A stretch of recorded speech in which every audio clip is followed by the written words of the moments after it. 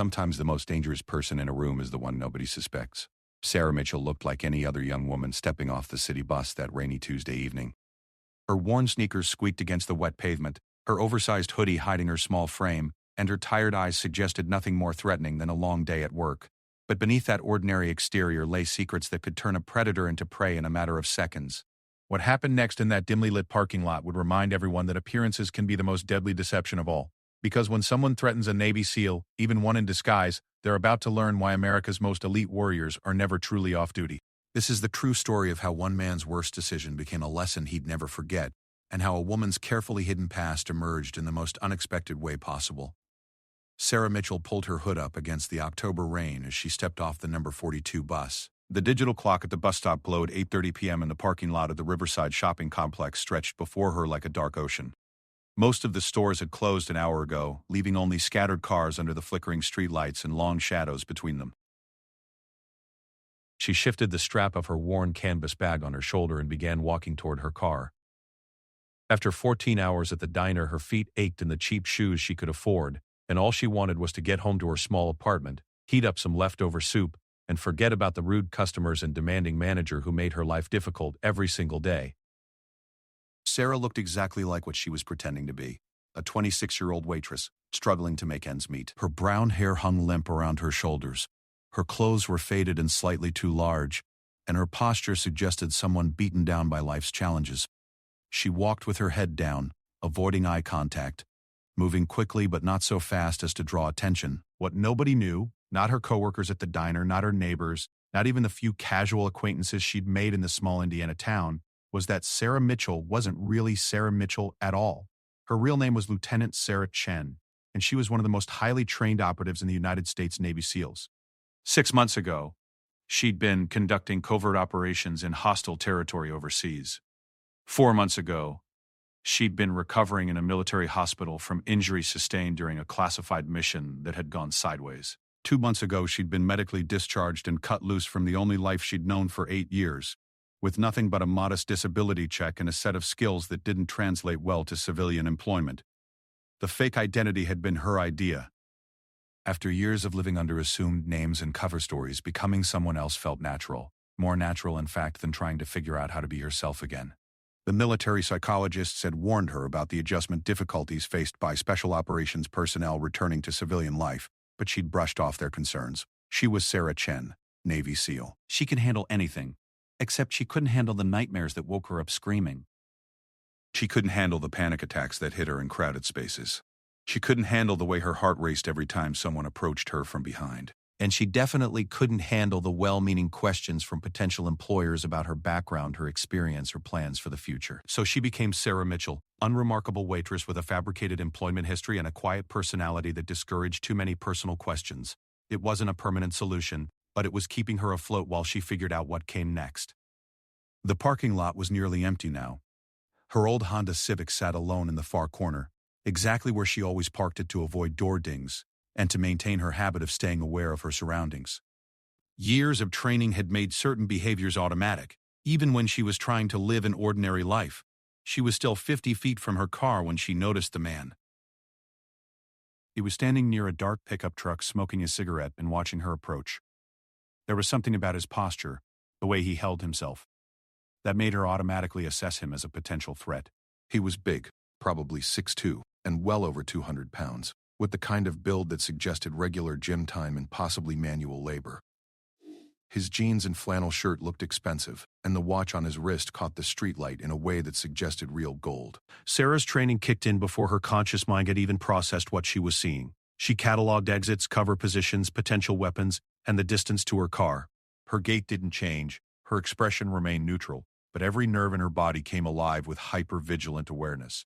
The man flicked his cigarette away and started walking toward her. She altered her course slightly, angling toward a cluster of shopping carts that would provide both cover and improvised weapons if necessary.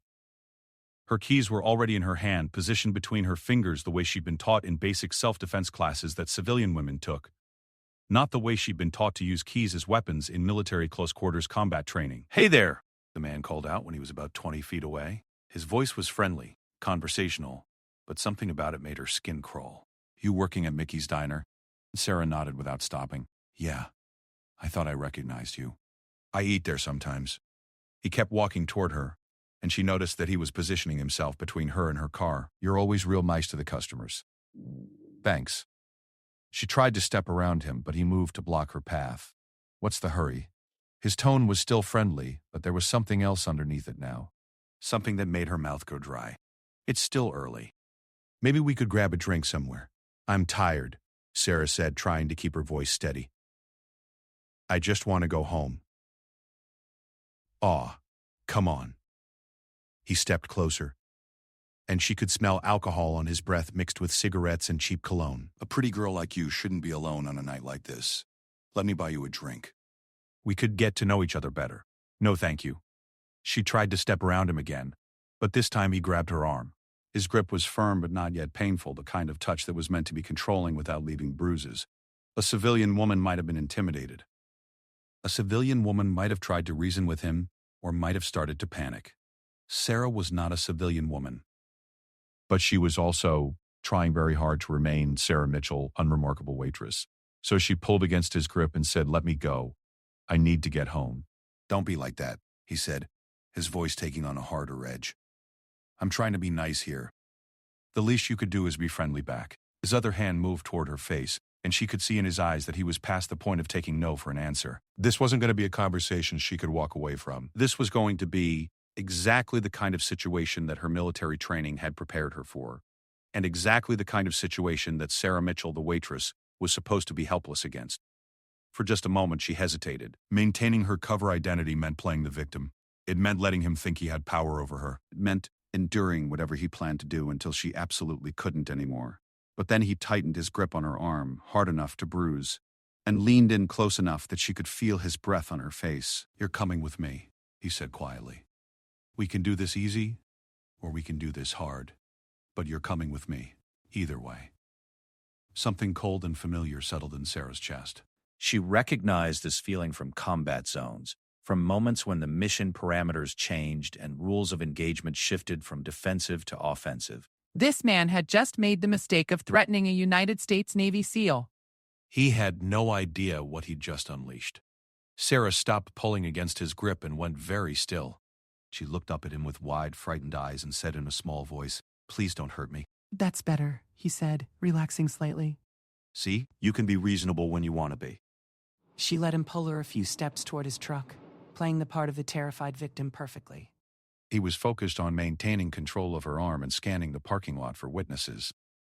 He wasn't paying attention to her other hand, or to the way she was positioning her feet, or to the subtle shift in her breathing that indicated a predator preparing to strike.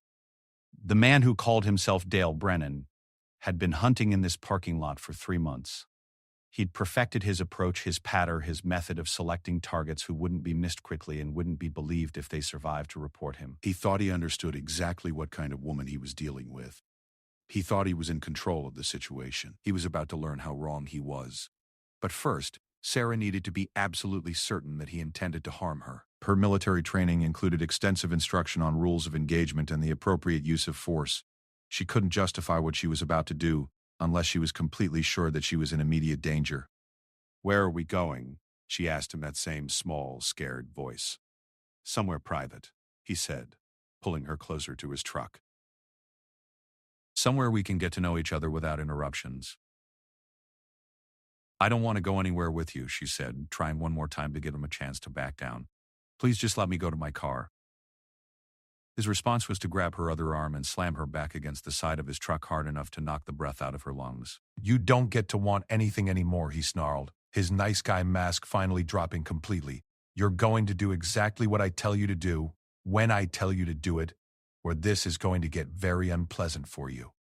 That was all the confirmation Sarah needed. She looked up at him one more time, and this time she wasn't acting when she smiled. "You know," she said conversationally, "you really should have picked someone else." Dale frowned, confused by the sudden change in her tone. "What did you say?" "I said," Sarah repeated, her voice now carrying the crisp authority of someone accustomed to giving orders in life or death situations, "you really should have picked someone else." Then she moved. The first strike was a textbook knee to the groin that doubled him over and broke his grip on her arms. The second was an elbow to the back of his neck that sent him to his knees. The third was a kick to his ribs that rolled him onto his side, gasping and retching. The entire sequence took less than 3 seconds. Sarah stepped back and watched him writhe on the wet asphalt, making sure he wasn't faking his incapacitation. Her heart rate had barely increased, her breathing was still steady, and her hands weren't even shaking. This was what she'd been trained for. This was what she was good at. This was who she really was, underneath the Sarah Mitchell disguise.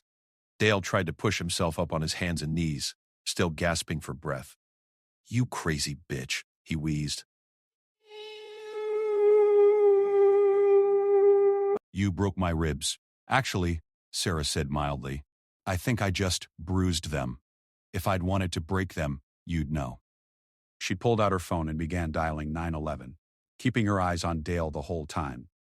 But as she waited for the call to connect, she realized she had a problem.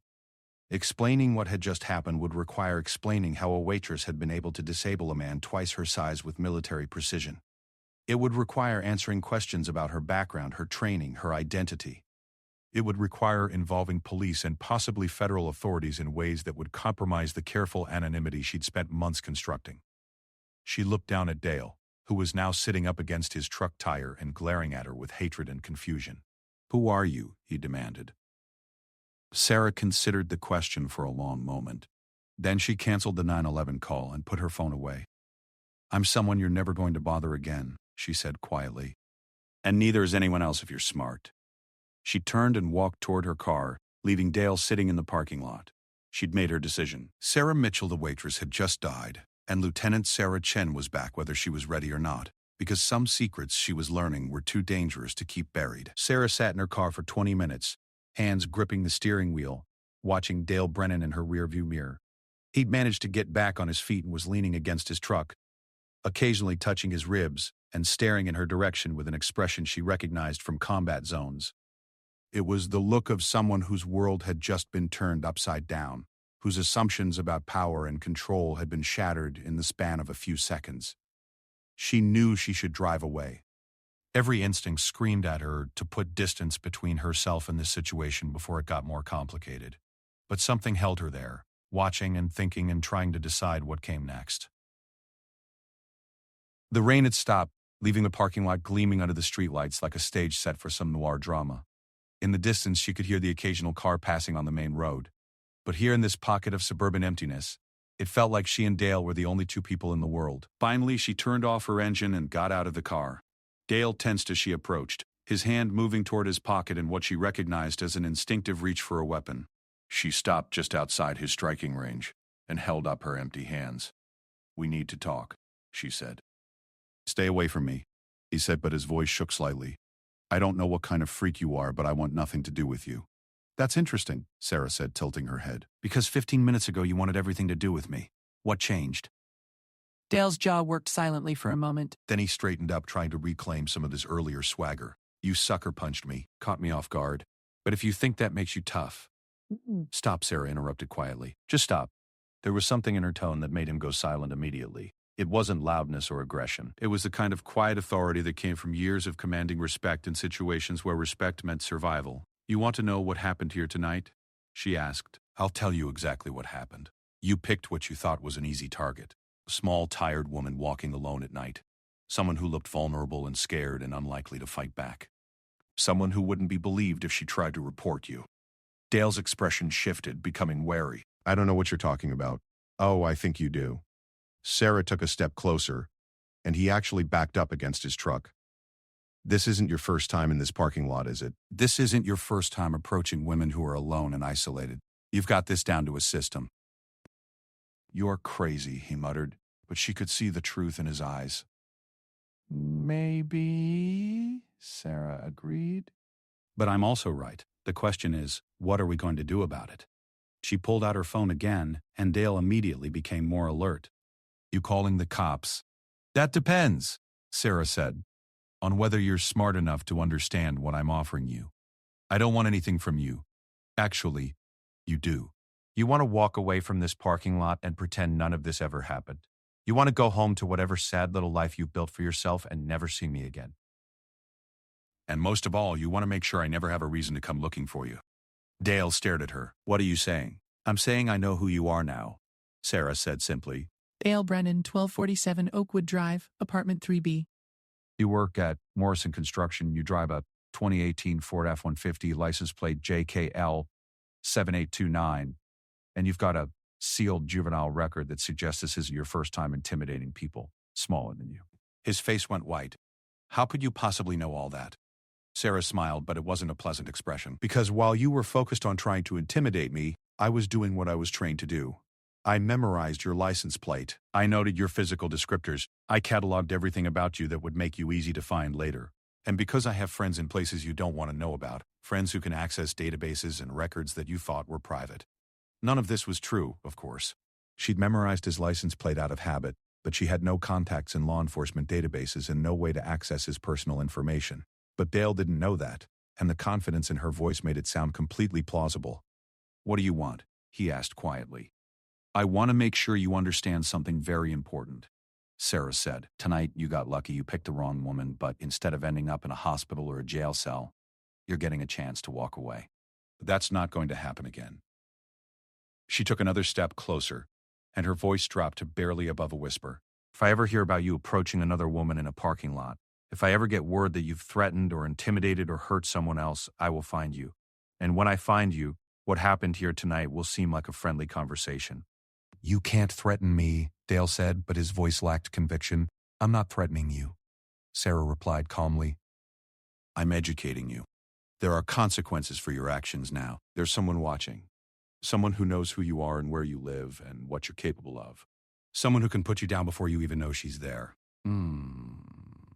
She stepped back and gestured toward his truck. Go home, Dale. Think about what happened here tonight. Think about how easy it was for me to hurt you, and how easy it would be for me to do it again. Think about whether whatever sick satisfaction you get from terrorizing women is worth spending the rest of your life looking over your shoulder. Dale started to move toward his truck, then stopped. Who are you really?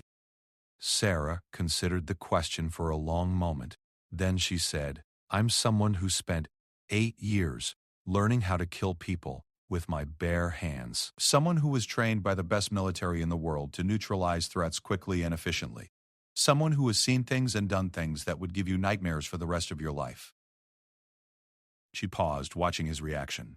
But more than that, I'm someone who's tired of watching predators like you make innocent people afraid. Someone who's tired of living in a world where women have to be scared every time they walk to their car alone at night.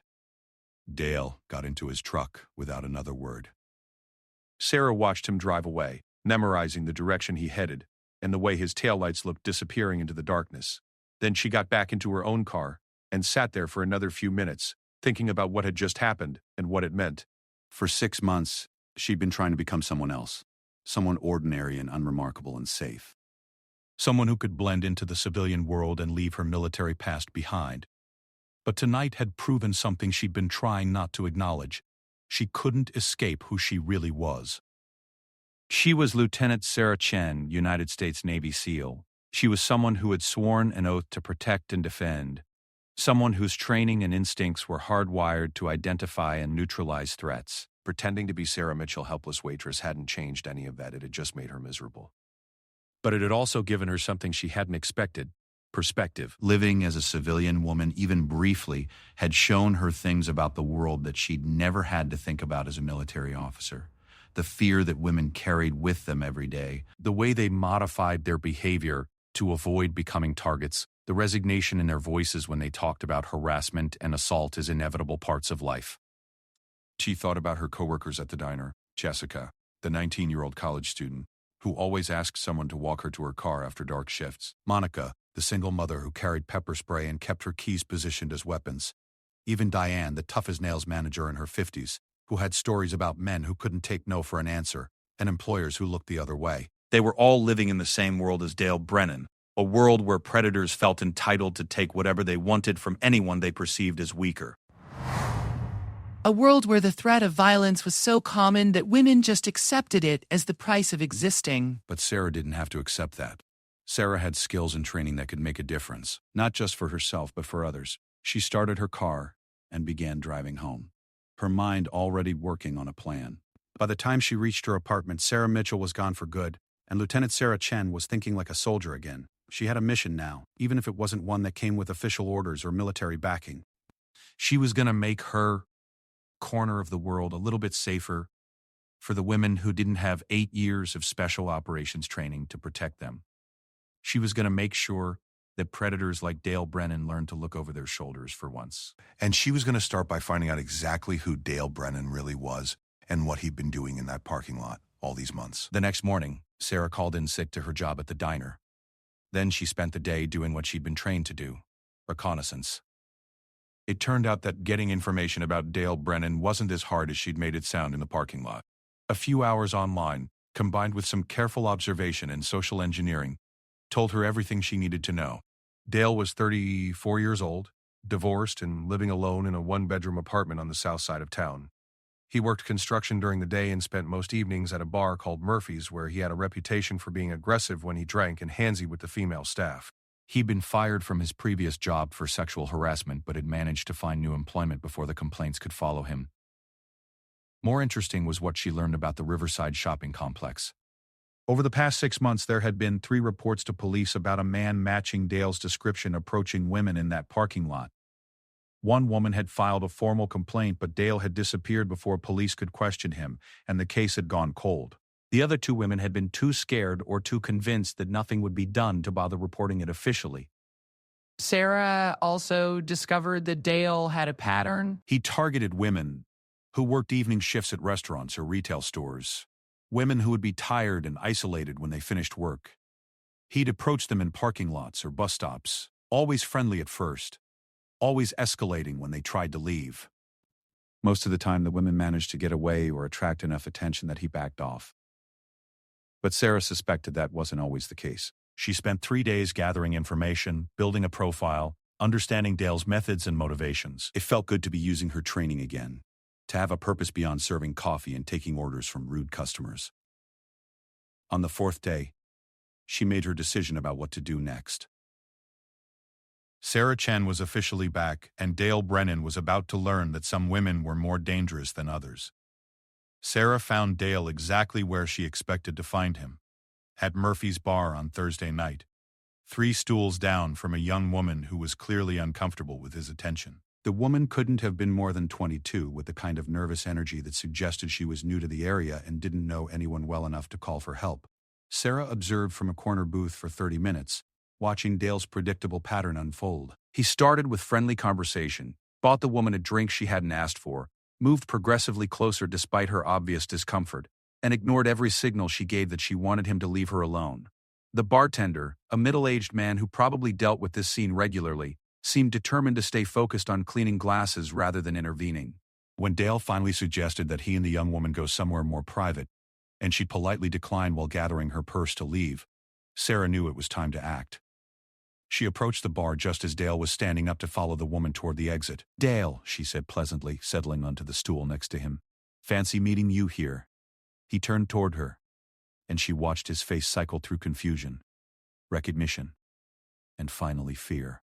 "You?" he said quietly. "Me?" Sarah agreed. She smiled at the young woman who had stopped near the door and was watching their interaction with curiosity.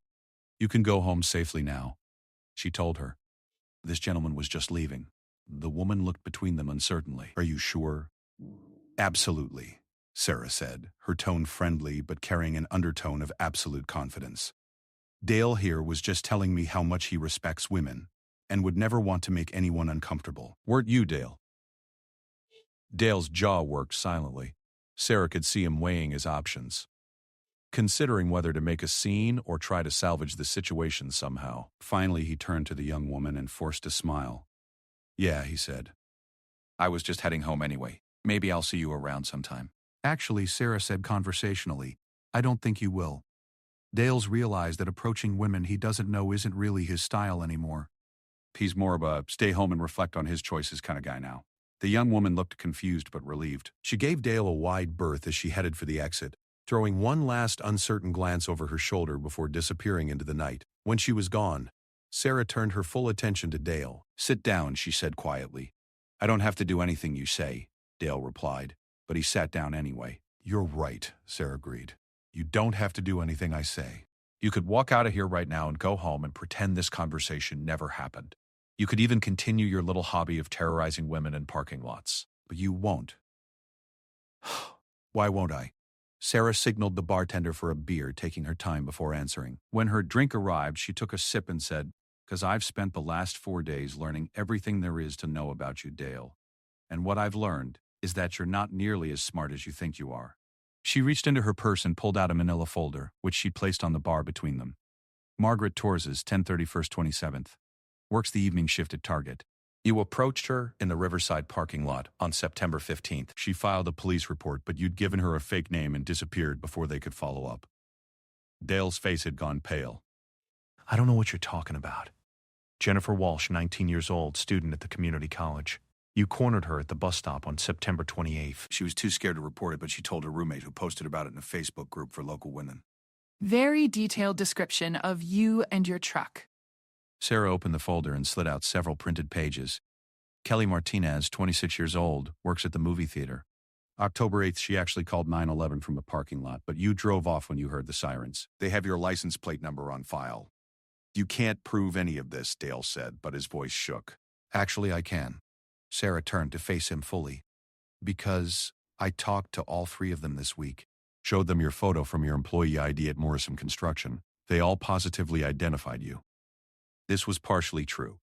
Sarah had indeed tracked down all 3 women through social media and public records, and she had spoken to them. But she hadn't shown them Dale's photo, and she certainly hadn't conducted anything resembling a proper identification procedure.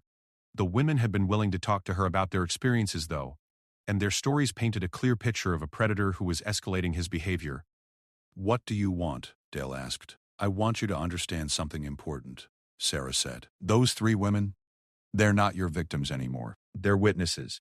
And if anything happens to any woman in this town that matches your pattern, if anyone gets hurt by someone who looks like you, or drives a truck like yours, or uses the same approach you've been using, those witnesses are going to start talking to police. She leaned closer, lowering her voice. And when they do, I'm going to make sure the police listen. I'm going to make sure they understand that there's a pattern here, that there's a predator operating in this area who's been getting away with terrorizing women for months. You can't do that, Dale said desperately. It's not illegal to talk to people. You're right, Sarah agreed. Talking isn't illegal, but stalking is. Harassment is. Assault is.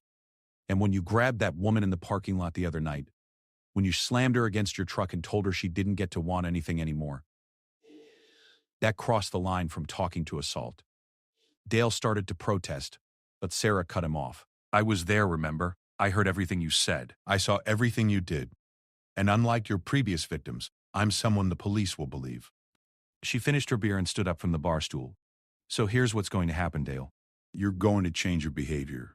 Completely. You're going to stop frequenting places where young women gather alone. You're going to stop approaching strangers in parking lots. You're going to find a different bar to drink at, preferably one without female staff members you can harass. And if I don't? Sarah smiled, and for the first time since she'd sat down, she let him see who she really was underneath the casual facade.